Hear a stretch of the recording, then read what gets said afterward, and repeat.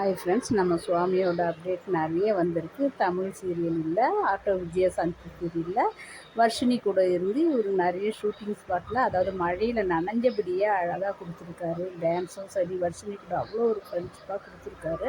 ஆனால் இந்த இடத்துல வந்து நம்ம எல்பி இல்லையேன்னு உண்மையாக ரொம்ப மன வருத்தம் எனக்கு. ஏன்னா மகாநதி ஷூட்டிங் போய்க்கின்னு இருக்கும் போதே வர்ஷினி கூட இது வந்தால் அதை பெருசாக நாங்கள் எடுத்துக்கல. ஆனால் இப்போ வந்து நம்ம எல்பி இல்லாமல், மகாநதி இல்லாமல் வர்ஷினி கூட நம்ம விஜய் கொடுக்கும்போது உண்மையிலேயே மன வருத்தமாக இருக்குது. ஆனால் வர்ஷினி கூட இவர் அந்த ஷூட்டிங் ஸ்பாட்டில் மழையில் நனைஞ்சபடியே அவ்வளோ அழகான போஸ்ட்லாம் கொடுத்துருக்காரு. டான்ஸ் ஆடியிருக்காரு, செம்மையாக இருக்குது. இந்த இடத்துல அவர் கூட நம்ம எல்பி இருந்திருந்தால் எவ்வளோ சந்தோஷமாக இருந்திருக்கோம். மிகா ஃபேன்ஸுக்கும் சரி, நான் ரொம்ப ரொம்ப சந்தோஷப்பட்டிருப்பேன். ஆனால் ரொம்ப மிஸ் பண்ணுற போல் இருக்குது. எல்பி இல்லாமல் விஜய் வந்து மற்ற பொண்ணுங்க கூட ஏதாவது ஒரு அப்டேட் வந்தாலும் எனக்கு மன வருத்தமாக இருக்குது. ஆனால் ரொம்ப ரொம்ப கஷ்டமாக இருக்குது நினச்சி பார்க்கும்போது.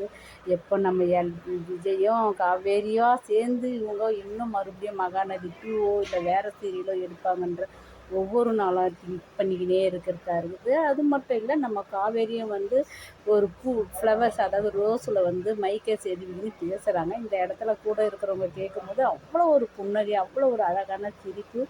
ஏன்னா வந்து அப்படியே மைக்கில் பேசினா ஃபேன்ஸுக்கு தெரியாது, ஃப்ளவர்ஸில் சொருகி பேசினா தான் தெரியுன்ற போல் கமாண்ட் அடிச்சுட்டு உண்மையாகவே நம்ம எல்பி இந்த இடத்துல ரொம்ப நல்லா இருந்தது.